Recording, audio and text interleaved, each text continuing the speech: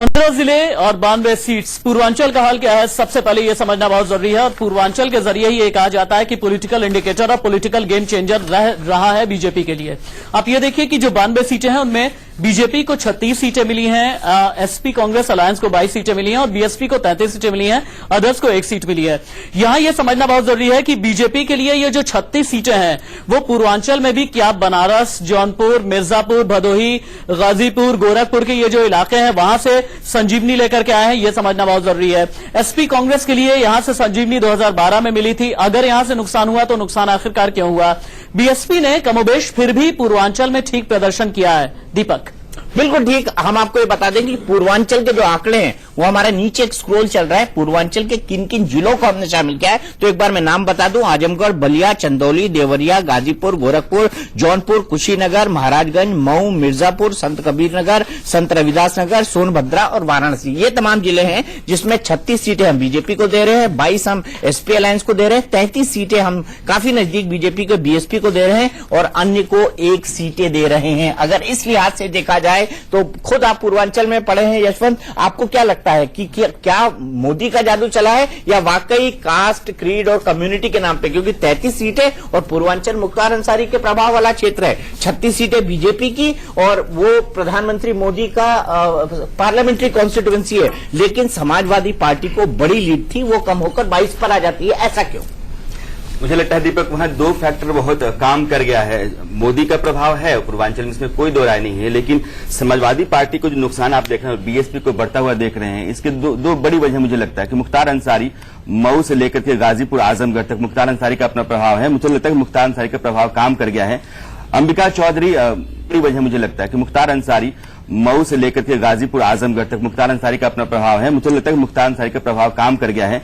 अंबिका चौधरी मतलब वजन ठीक है, बलिया उसके आसपास के इलाकों में अंबिका चौधरी एक इंपॉर्टेंट पर्सनालिटी हैं और भूमिहारों के बीच में उनका दबदबा सा रहता है।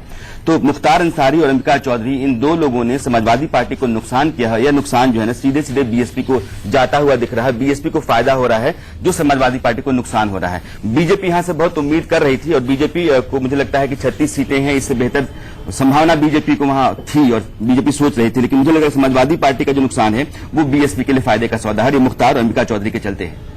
मुझे लगता है कि ये सवाल अनुराग भदौरिया से लेना चाहिए कि अनुराग जी, आपसे बड़े बड़े कैलकुलेटेड मिस्टेक्स हुए जहां तक पूर्वांचल की बात है, चाहे वो मुख्तार अंसारी का मसला हो, साफ छवि के लिए अखिलेश ने किया, मुख्तार अंसारी को दूर छिटक दिया, चाहे वो अंबिका चौधरी का मसला हो, चाहे वो नारद राय का मसला हो, यानी आपकी आपसी जो खींचतान है वो आज रिजल्ट में भी दिख रही है। देखिए, वो एक्चुअली एग्जिट पोल को ऐसा लग रहा है, लेकिन जब आप धरातल पे आएंगे, जब 11 तारीख को आपको रिजल्ट देखने को मिलेगा तो आपको खुद क्लियर हो जाएगा कि वहां पे हुआ क्या है। ये जो आंकड़े मैं देख रहा हूं, इस आंकड़ों में और जो धरातल पे एक्चुअल जो आंकड़े हैं उनमें एकदम बहुत ही फर्क है। जहां तक धरातल से ही आते हैं आंकड़े, आसमान से नहीं आते हैं। बात कर रहे थे, अगर अरे सुन तो लीजिए मेरी बात, सिर्फ आप चिल्लाते रहेंगे। अभी मैं भी चिल्ला सकता हूं, आप बोल रहे थे, मैंने नहीं बोला जी। अभी तो 11 तारीख को पता चल जाएगा कि आपके प्रधानमंत्री वहां पड़े थे 3 दिन तक, तो आपको पता नहीं था वहां क्या हो रहा है। आपके भी प्रधानमंत्री हैं वो, आपके भी प्रधानमंत्री हैं भदौरिया साहब, सिर्फ मेरे या यशवंत जी के नहीं, आपके भी प्रधानमंत्री हैं। लेकिन बीजेपी हाँ मेरे भी हैं, लेकिन बीजेपी वाले बीच में बोलते, मैंने तो बोला नहीं। तो आपको इस बात का पता 11 तारीख को चल जाएगा कि हमारी पूर्वांचल में कितनी सीटें आई हैं। जब हमारी पूर्वांचल में ज्यादा सीटें दिखाई देंगी बीजेपी से तो आपको एहसास हो जाएगा कि आखिर मैं क्या कह रहा हूं। और आप देखिएगा जो आंकड़े हैं, मैं आपको गारंटी के साथ बोलता हूं कि समाजवादी और कांग्रेस पार्टी दोनों मिलकर 228 सीटों से ज्यादा लेके आएगी और ये मैं गारंटी के साथ कह रहा हूं। और पूर्वांचल में उनकी अकेले की सीटें कम से कम 45 से 50 सीटें होंगी। ठीक है, और ये आप देख लीजिएगा। ठीक है, मैं जानता हूं आंकड़े हमेशा, देखिए एग्जिट पोल हमेशा बनते बिगड़ते रहते हैं। आपने भी देखा है कि एग्जिट पोल हमेशा सच होता है, ऐसा तो कोई गारंटी नहीं है। हम भी एग्जिट पोल ही कह रहे हैं, हम नतीजे थोड़ी कह रहे हैं भदौरिया जी, हम भी एग्जिट पोल कह रहे हैं और हम नतीजे नहीं कह रहे हैं। मैं सिर्फ ये कहूंगा आपको कि भदौरिया जी, आज आप कुछ भी सोच सकते हैं, लेकिन एग्जिट पोल भी एक साइंस होता है, इससे आप इनकार नहीं कर सकते। वैसे मैं आपको ये कह सकता हूं, दिल को बहलाने के लिए गाली भी ख्याल अच्छा है, 3 दिन और मना लीजिए कि आपको बहुमत आने वाला है, कोई दिक्कत नहीं है, कोई रोकेगा नहीं आपको। ब्रेक के लिए रखते हैं, ब्रेक के बाद हम देखेंगे अवध, और अवध के साथ साथ क्या देखेंगे, एक दूसरा रीजन और उस पर भी हम बात करेंगे। ब्रेक के बाद पोल हम दिखा रहे हैं, एमआरसी और इंडिया न्यूज का एग्जिट पोल है, और जो सबसे बड़ा परिणाम है उसका यह है कि उत्तर प्रदेश में त्रिशंकु विधानसभा है, लेकिन बीजेपी बहुमत के नजदीक एक सिंगल लार्जेस्ट पार्टी है, 185 सीटें मिलने वाली। आ रहे हैं एमआरसी और इंडिया न्यूज का एग्जिट पोल है, और जो सबसे बड़ा परिणाम है उसका यह है कि उत्तर प्रदेश में त्रिशंकु विधानसभा है, लेकिन बीजेपी बहुमत के नजदीक एक सिंगल लार्जेस्ट पार्टी है, 185 सीटें मिलने वाली है। हमने आपको इससे पहले बताया था कि एक रीजन यानी पूर्वांचल में क्या हुआ, लेकिन हमारे सहयोगी राशिद अब आपको बताएंगे कि क्यों मनाएंगे नरेंद्र मोदी एक बड़ी होली, क्यों मना सकते हैं, और साथ ही साथ क्यों यूपी को अखिलेश और राहुल का साथ पसंद नहीं आया, हाथी क्यों सुस्ता गया। ये तीनों बात जानने के लिए किस क्षेत्र में क्या हुआ है, सीधे चलते हैं हमारे सहयोगी राशिद के पास। नरेंद्र मोदी की होली और होली के जश्न को समझने के लिए दीपक, जो 7 अलग अलग क्षेत्र हैं यूपी के, उन्हें समझना, उनकी तस्वीर और तासीर को समझना बहुत जरूरी है। अवध से मैं शुरुआत करना चाहूंगा, जहां सबसे ज्यादा सीटें हैं, 101 सीट है। सबसे ज्यादा रैलियां भी अखिलेश ने यहीं पर की हैं। आप यहां से देखिए कि बीजेपी को 38 सीटें यहां से मिल रही हैं। एसपी कांग्रेस अलायंस को अगर कहीं से बेहतर प्रदर्शन की उम्मीद नजर आ रही है तो वो अवध ही है। 101 सीटों में से 40 सीटें, बीएसपी को 23 सीटें। अवध का वो इलाका जहां पर लखनऊ भी है, जहां पर फैजाबाद यानी अयोध्या भी है, जहां पर रायबरेली भी है, जहां पर सीतापुर, सुल्तानपुर, उन्नाव जैसे कुछ इलाके हैं। ये अवध की बात हो गई, जहां से कुछ हद तक एसपी और कांग्रेस का अलायंस बेहतर प्रदर्शन करता नजर आ रहा है। लेकिन बीजेपी ने गजब का पॉलिटिकल रिवाइवल किया है अवध से, जहां से उम्मीद भी लगाए हुए बैठी थी बीजेपी। अब आगे हम चलते हैं, बुंदेलखंड का इलाका है। बुंदेलखंड के इलाके में जो है 7 जिले कुल मिला जुला करके आते हैं, और विधानसभा सीटें जो आती हैं वो है लगभग 7 विधानसभा सीटें हैं। लेकिन आप ये समझिए कि 19 माफ कीजिएगा विधानसभा सीटें हैं और अब 7 जिले हैं। और इन्हें समझना इसलिए जरूरी है क्योंकि यहां से बीजेपी को 12 सीटें मिलती नजर आ रही हैं, एसपी कांग्रेस अलायंस को 4 सीट मिल रही है और बीएसपी को 3 सीट मिलती नजर आ रही है, और इंडिपेंडेंट के खाते में एक भी सीट नहीं जा रही है। अब आप आ जाइए जो निचला दोआब का इलाका है, यानी जो इलाहाबाद, फतेहपुर, कानपुर, कौशाम्बी और जो प्रतापगढ़ वाला इलाका आता है, यानी जो राजा भैया वाला इलाका आता है, वहां से भी बीजेपी ने गजब का प्रदर्शन किया है, करती हुई नजर आ रही है। एग्जिट पोल के आंकड़ों में 16 सीटें बीजेपी को मिलती हुई नजर आ रही, 33 में से 16 सीटें एसपी कांग्रेस अलायंस को 15, बीएसपी को 2 सीट मिलती हुई नजर आ रही है, और अन्य के खाते में एक भी सीट नहीं जा रही है। ये है ये बात हो गई। अब ऊपरी दोआब की तरफ, ये ऊपरी दोआब की बात हो गई, और उसके बाद निचले दोआब की तरफ भी हम चलते हैं, जिसकी बात मैं कर रहा था, यानी प्रतापगढ़ का, कुंडा का, ये सब जो इलाका है, वहां पर कुल मिला जुला करके 29 विधानसभा सीटें हैं। बीजेपी के खाते में 24 सीटें जाती हुई नजर आ रही हैं, एसपी के खाते में महज 5 सीट, और बीएसपी कहां थी, यहां पर भी थका हुआ नजर आया तब, जबकि यहां पर भी यह बताया जा रहा था कि बीएसपी ने उम्मीद पाले हुए रखी थी और अन्य के खाते में एक भी सीट नहीं है। और इसके बाद आप आ जाते हैं, आप दोनों दोआब के बाद अब आप रुहेलखंड के इलाके में चले आइए। रुहेलखंड का मतलब यह हो गया कि जो बदायूं, बरेली, बिजनौर, जेपी नगर वाला, यानी जो मुस्लिम बाहुल्य जो क्षेत्र है, यानी शाहजहांपुर का हो गया, आजम खान के रामपुर वाला इलाका हो गया, वहां से एसपी कांग्रेस को 22 सीटें मिलती नजर आ रही हैं, और यहां पर भी बीजेपी ने गजब का प्रदर्शन किया है। 19 सीटें बीजेपी के खाते में, बीएसपी के खाते में महज 8 सीट और अदर्स के खाते में 3 सीटें। यह बात हो गई रुहेलखंड के इलाके की। अब आप आ जाइए पश्चिमी उत्तर प्रदेश की तरफ, यानी जहां से इलेक्शन शुरू हुआ था, यानी जो पश्चिमांचल का इलाका कहा जाता है, आगरा, अलीगढ़, बागपत, बुलंदशहर, गाजियाबाद के जो इलाके हैं, मथुरा का जो इलाका है, वहां से बीजेपी ने शानदार प्रदर्शन किया है। यहां वहां से अगर यह कहा जाए कि गजब का स्वीप किया है वोटों का या वोट शेयर का या सीटों का, तो गलत नहीं होगा। बीजेपी के खाते में 40 सीटें, एसपी कांग्रेस अलायंस 12 सीटें, बीएसपी के खाते में 12 सीट और अदर्स के खाते में 4 सीट।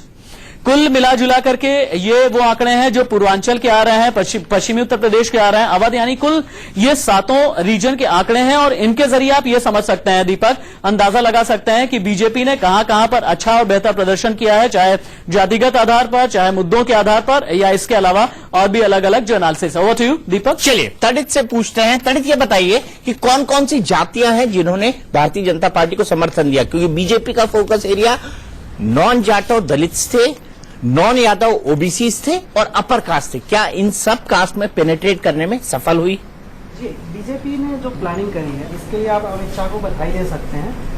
कहा यह जा रहा है कि हो सकता है 2017 के चुनाव की तैयारी ना हो, ये 2019 के चुनाव की तैयारी हो, जिसमें 2014 से लेकर 19 के बीच में जो जातियां आ चुकी थी बीजेपी के पास, आप याद कीजिए 2014 में 42% वोट शेयर था।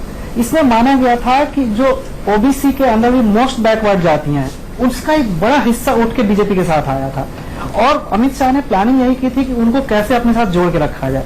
एक तो वहां हो गया, दूसरा आप देखिए आइए दलित जातियों में मायावती की पकड़ अब कमजोर हो रही है। हमने पूरे प्रदेश का दौरा किया, हमारी टीम हर जगह जा रही थी, एमएलए रिपोर्ट कार्ड की देख रही थी कहाँ कहाँ कौन लोग हैं। विद इन दलित जो प्रमुख जातियां हैं, जाटव चमार दोनों एक ही जातियां होती हैं जो पूर्वी प्रदेश में और पश्चिम प्रदेश में मिलती हैं, वो अभी भी मायावती के साथ हैं। लेकिन उनको छोड़ के कोरी, खटिक, भंगी, वाल्मीकि, पासी, पासवान, इन सारी जातियों से बीजेपी को अच्छा वोट शेयर निकल के आ रहा है और ये बीजेपी की उपलब्धि कही जानी चाहिए। इसके अलावा अपर कास्ट जो जातियां हैं, उच्च वर्ग की जो जातियां मानी जाती हैं, ब्राह्मण, ठाकुर, बानिया, कायस, त्यागी, ये जो 5-7 जातियां हैं जो उत्तर प्रदेश में आती हैं अपर कास्ट में, इसका पूरा का पूरा 90% तक हम देख रहे हैं कि वोट बीजेपी को जा रहा है। अब ये जैसे कहा गया कि नोटबंदी के बाद बानिया समाज नाराज है पश्चिमी प्रदेश में, काफी खबरें आई थी। मैं खुद घूम रहा था काफी इलाकों में, मैंने पूछा कि नोटबंदी से तो आपको नुकसान हुआ, कहीं ना कहीं बिजनेस पे असर पड़ा होगा। कहते हैं असर पड़ा है, फिर आपने वोट बीजेपी को, कारण कहते हैं बीजेपी इस वक्त जब अच्छा कर रही है तब हम उसको क्यों छोड़ के जाएं।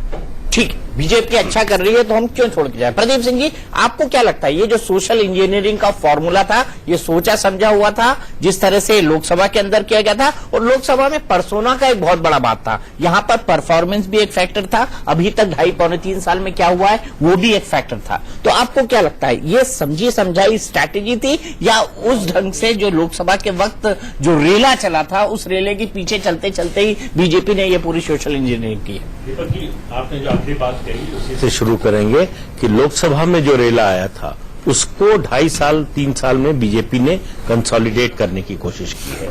लगातार संगठन में 2014 में उत्तर प्रदेश में बीजेपी का संगठन बहुत बुरी हालत में था। वो सिर्फ मोदी लहर के नाम पर वहां इतनी सीटें मिली, संगठन का उसमें कोई बहुत बड़ा रोल नहीं था। लेकिन इन 3 सालों में उत्तर प्रदेश में बीजेपी का संगठन, उसके संगठन में बहुत सुधार आया है, एक बात। दूसरी बात, 2.5-3 साल से अमित शाह लगातार इस सोशल इंजीनियरिंग पर काम कर रहे थे। टिकट बंटवारे में भी वो दिखाई देता है। नॉन यादव ओबीसी को 150 टिकट दिए हैं इस बार बीजेपी ने, जो पहले कभी नहीं किया था, कल्याण सिंह के समय भी नहीं हुआ था। तो उसका असर दिखाई दे रहा है। और सबसे बड़ी बात जो है वो है प्रधानमंत्री नरेंद्र मोदी की इमेज। जो उनको वोट, बीजेपी को वोट नहीं दे रहे हैं, वो भी आपको तारीफ करते हुए मिलेंगे कि प्रधानमंत्री ऐसा होना चाहिए, लेकिन हमारी पार्टी ये है, हम इसको वोट देंगे। इन सबको मिला के मुझे अब आप देखिए, जो अभी आप बता रहे थे कि अपर कास्ट 90% दे रहा है, गैर जाटव दलित का एक बड़ा हिस्सा मिल रहा है, नॉन यादव ओबीसी का बड़ा हिस्सा मिल रहा है। तो बीजेपी की जीत के रास्ते में और कौन आ सकता है? 91 आप याद कीजिए, एक ही बार बीजेपी को बहुमत मिला था, तब उसका जो आधार था वो अपर कास्ट और नॉन यादव बैकवर्ड, ये 2 वोट मिलकर बीजेपी को जो है उस समय 224 सीटें मिली थी। तो तब 425 की विधानसभा थी। इस चुनाव में एक बीजेपी पहली बार 15-17 साल में सत्ता के लिए लड़ती हुई नजर आई। लग रहा है कि दिखा, एक ऑप्शन दिखा है। तो और मेरा मानना है कि बीजेपी और बीएसपी दोनों साथ साथ नहीं बढ़ सकती। अगर बीजेपी बढ़ रही है तो बीएसपी नीचे जाएगी ही जाएगी। तो इसलिए जो पूरा दृश्य मुझे दिख रहा है उसमें मुझे लगता है कि, और खासतौर से आप देखिए पश्चिमी उत्तर प्रदेश, हम लोग जिस दिन से शुरू हुआ है चुनाव और खासतौर से फर्स्ट फेज की वोटिंग के बाद से लगातार कह रहे हैं कि पहले फेज में पिट गई बीजेपी, उसने बड़ा खराब परफॉर्म किया। उत्तर प्रदेश में जो आंकड़ा अभी हमारा प्रदर्शन है, अगर वो आंकड़ा है यशवंत जी, एसपी और बीएसपी के बराबर है, मतलब 3 चीजें सामने आती हैं। पहला जो जाट फैक्टर, 17% जाट इस इलाके में रहते हैं। दूसरा मुसलमान 26% वोटर था, 21% दलित। ये 3 बड़े चंक हैं इसके। इसका मतलब ये है कि जाट जो है वो अदर्स 4 दिख रहा हो सकता अजीत सिंह हो, अजीत सिंह के साथ जाट पूरी तरह से नहीं गया है। एसपी और बीएसपी में बराबर की लड़ाई, इसका मतलब कि मुसलमान वोट इस इलाके में पूरी तरह से बट गया है। तीसरा दलित है। दलित मुझे ऐसा लगता है कि पासवान, वाल्मीकि, खटिक, ये दलित जो हैं ये इधर ज्यादा हैं और यह बीजेपी के साथ गए हैं, ये मायावती के साथ नहीं गए। जो प्रदीप जी कह रहे हैं कि नॉन जाटव जो दलित हैं वह बीजेपी के साथ जुड़ते हैं तो मायावती का नुकसान होता है। और ये नॉन जाट और दलित जो है वो बीजेपी के साथ क्योंकि हैं। देखिए सपा मैं का बता जो- देता हूं ना, मैं सपा बता का जो देता हूं। कोर वोट है मुस्लिम यादव, वो बीजेपी के साथ नहीं आने वाला है। जो अन्य जातियां हैं, जाटों के अलावा एक जाति है जिसका नाम मैं नहीं लूंगा, उसने 15% बीजेपी को दिया है और बीएसपी को दिया है 79%। वाल्मीकि ने 46% बीजेपी को दिया है और 26% बीएसपी को दिया है। खटीक ने 72% बीजेपी को दिया है, 21% बीएसपी को दिया है। कोरी ने 52% बीजेपी को दिया है, 34% बीएसपी को दिया है। पासी ने 66% बीजेपी को दिया है और बीएसपी को 27% दिया है। और मुसलमानों की अगर बात करी जाए तो मुसलमानों ने शिया ने 8% बीजेपी को दिया है, सपा कांग्रेस को मात्र 33% दिया है और 56% बीएसपी को दिया है। सुन्नी की अगर बात की जाए तो 1% बीजेपी को दिया है, 70% एसपी और कांग्रेस को दिया है और 25% बीएसपी को दिया है। तो मेरे ख्याल से ये बंटवारा भी एक बहुत बड़ा फैक्टर रहा होगा। अब देखिए आपको क्या लगता है इन पूरे आंकड़ों को देखने के बाद, फिर मैं एक थोड़े राजनीतिक कमेंट भी लूंगा कि आपको क्या लगता है ये जो बंटवारा हुआ है इसके पीछे वाकई सोची समझी एक स्ट्रेटेजी थी या फिसल गए तो हर हर गंगे? नहीं, सोची समझी थी, लेकिन हर चुनाव में एक कोई फैक्टर बड़ा होता है जिसके आधार पर मतदान होता है। वो बड़ा कारक यह है कि भारतीय जनता पार्टी ने जो परिवर्तन का नारा दिया था, मुझे लगता है कि वो लोगों को अपील किया है। पहला फैक्टर मुझे सबसे बड़ा यही लग रहा है पूरे प्रदेश में, जिस प्रकार से हर क्षेत्र में बीजेपी को बढ़त दिख रही है। दूसरा, जैसे राणा जी कह रहे थे, इसमें 4 अन्य है जो हम लोग मान रहे थे कि हरियाणा से जाट आकर के और बिल्कुल भाजपा को हराव का विरोध कर रहे हैं, वो शायद काम किया लेकिन इतना नहीं किया जितना उसको करना चाहिए। जो बिसहारा कांड था, जो मुजफ्फरनगर दंगे थे, उसके कारण जो जो जो एक ध्रुवीकरण था, वो ध्रुवीकरण की स्थिति इस समय कायम रही है। समय बिजनौर में जो हुआ, बिजनौर में हुआ तो वो ध्रुवीकरण की स्थिति कायम रही है। मुझे लगता है कि लोगों ने जब देखा है कि मुसलमान रणनीतिक मतदान कर रहे हैं, यानी जहां भाजपा को सपा हरा सकती है वहां वोट दे रहे हैं, जहां बसपा हरा सकती है वहां वोट दे रहे हैं, तो अंत में हिंदुओं का ध्रुवीकरण और जाति फैक्टर को जोड़ते हुए जो आप बता रहे हैं वो काम किया है। जो तीसरा मुझे लग रहा है कि अखिलेश यादव के शासन की जो सबसे बड़ी विफलता थी वो थी कानून और व्यवस्था, और वो पश्चिमी उत्तर प्रदेश में सबसे ज्यादा उसका प्रभाव रहा है। और मुझे लगता है कि वो एक बड़ा फैक्टर यहां रहा है जो कानून व्यवस्था की बात भारतीय जनता पार्टी ने की, वो लोगों को अपील की है और वो इन ब्लॉक वहां काम हुआ है। जो पांचवा मुझे फैक्टर लग रहा है कि देखिए कांग्रेस का वोट बैंक में कोई सामाजिक बड़ा जनाधार नहीं है कि वो समाजवादी पार्टी को शिफ्ट हो जाए। इस पूरे एरिया में समाजवादी पार्टी का एक जनाधार है, वो भी शायद शिफ्ट नहीं हुआ है, क्योंकि उत्तर प्रदेश में एकमात्र बसपा ऐसी पार्टी है जिसका जनाधार दूसरे को शिफ्ट हो सकता है, बाकी पार्टियों में क्षमता नहीं है। तो ये मुझे लगता है कि ये 6 बड़े फैक्टर इस क्षेत्र में रहे हैं। और जो बात हम लोग कह रहे हैं कि भारतीय जनता पार्टी ने जो अति पिछड़ों का और उच्च वर्ग का जो एक कार्ड प्रदेश में खेला है वो काम किया है, लेकिन मुख्य फैक्टर मुझे लग रहा है कि परिवर्तन के नारे ने उत्तर प्रदेश में काम किया है और इसलिए भारतीय जनता पार्टी को बढ़त मिल रही है। परिवर्तन का नारा तो बीजेपी ने 2012 में भी लगाया था, लेकिन क्या लोगों को लग रहा था कि बीजेपी एक वाकई में विकल्प बन गई है? मोदी के आने के बाद उनको लगा कि हाँ बीजेपी उत्तर प्रदेश में भी एक विकल्प हो सकती है। भदौरिया जी, आपको क्या लगता है, आपसे कैलकुलेशन में कहां गलती हुई? आपको ये लगा कि चूंकि बीजेपी ने सीएम का कैंडिडेट नहीं दिया है, चूंकि बीजेपी में इतनी इनफाइटिंग है, चूंकि बीजेपी बाहर से आए हुए लोगों के भरोसे चुनाव लड़ रही है, इसीलिए आपने अलायंस किया और इसीलिए यहीं पर चूक गया? देखिए, मैं फिर आपको बात रिपीट करूंगा, चूंकि ये एग्जिट पोल है और हम लोग इस पे इतनी बहस कर रहे हैं, ऐसा लग रहा है कि रिजल्ट आ गया हो और सबने अपनी अपनी ओपिनियन दे दी हो। मैं फिर आपसे कह रहा हूं कि 11 तारीख की शाम को जब हम आप बैठेंगे तो ये जो सेंटेंस यूज कर रहे हैं सभी लोग, वो उसका उल्टा यूज करते नजर आएंगे कि भाई ऐसा नहीं था, वैसा हो गया, यहाँ पे 1% वोट उधर चला गया, वहां 2% वोट इधर आ गया। वो कैलकुलेशन में हमारी थोड़ी बहुत कहीं चूक हुई है। आप देखिएगा, समाजवादी पार्टी कांग्रेस को पूरी बढ़त मिलेगी और पूर्ण बहुमत में सरकार बनाती नजर आएगी। मैं फिर बोल रहा हूं क्योंकि मैं लगातार 4-5 बार बैठ चुका हूं रिजल्ट आने के पहले, और दूसरे दिन उसका ठीक रिजल्ट उल्टा हुआ। 2014 में भी हुआ था, 2012 में भी हमें 130 सीटें दे रहे थे जब हम पूर्ण बहुमत लेके आए थे। उसके पहले भी 2014 में भी जब बीजेपी की सरकार बनी थी, उस समय हमें पता है कि कितनी सीटें सबको दी जा रही थी। आज भी वही हो रहा है, इसलिए मैं इस पे ज्यादा कुछ कहना नहीं चाहता हूं। मैं चाहता हूं कि अगर 11 तारीख की शाम को जब हम बोलेंगे तो इसमें ज्यादा अच्छी तरह से बोल पाएंगे और आपको भी लगेगा कि जो एग्जिट पोल है उसमें कहीं ना कहीं कुछ न कुछ खामियां रह जाती हैं, क्योंकि पब्लिक बहुत होशियार है, बहुत साइलेंट है, उसको पता है कि उसको करना क्या होता है। इसलिए लगातार एग्जिट पोल पे कहीं ना कहीं क्वेश्चन उठाती आ रही है वो, और आप देखिएगा 11 तारीख को ठीक उसका उल्टा नजर आएगा। ठीक है दीपक जी, 2012 में देखिए 2012 में ट्रेंड साफ था, बहुमत एग्जिट पोल ने नहीं दिया था, लेकिन ट्रेंड बता दिया था कि सपा सबसे बड़ी पार्टी 2012-14 में जिस पार्टी को आगे दिखाया वही जीत 2014 में भी आगे रही है, और अभी 2016 के चुनाव में लगभग एग्जिट पोल सफल रहे हैं। एक बिहार के परिणाम से लोगों ने क्वेश्चन उठाना शुरू कर दिया है। उसके बाद इसीलिए मैं आपसे कह रहा हूं कि 500 वोट से और 1000 वोट से डिसाइड होती है। चलिए ठीक है, कम से कम एक बहुत छोटा सा कमेंट आपसे, क्योंकि मुझे ब्रेक लेना है। आजम खान का बयान आ गया। मुझे ब्रेक लेना है अवधेश जी, अब मेरे पास वक्त बड़ा कम है। एक छोटा सा कमेंट प्रेम शुक्ला जी से लेना चाहूंगा। प्रेम शुक्ला जी, भदौरिया जी का जो कॉन्फिडेंस है वो आपको क्या जताता है? उनका ये कहना है कि 11 तारीख को सब इसके विपरीत आएगा, ट्रेंड अलग आएंगे, इस ट्रेंड के आसपास के ट्रेंड नहीं रहेंगे। उत्तर प्रदेश में 2 चुनाव के जो एग्जिट पोल है, आपने पिछले चुनाव 2014 का जो चुनाव था उसमें भारतीय जनता पार्टी को 73 सीटें कोई नहीं दिखा रहा था, और समाजवादी पार्टी तो ये कह रही थी कि जो है मोदी जी खुद चुनाव हार जाएंगे। लेकिन स्थिति ये रही कि भारतीय जनता पार्टी के पक्ष में उत्तर प्रदेश ने जनादेश दिया। इस बार भी परिवर्तन का जनादेश उत्तर प्रदेश ने सुनिश्चित किया है, और उत्तर प्रदेश 2007, 2012 और 2017 में रिपीट होने जा रहा है कि एग्जिट पोल ने कहा कि अंग असेंबली होगी, लेकिन जो सबसे बड़ी पार्टी थी उसको बहुमत मिला। तो सबसे बड़ी party Bharatiya Janata party trend दिखाई दे रहा है, और भारतीय जनता पार्टी बहुमत पाएगी।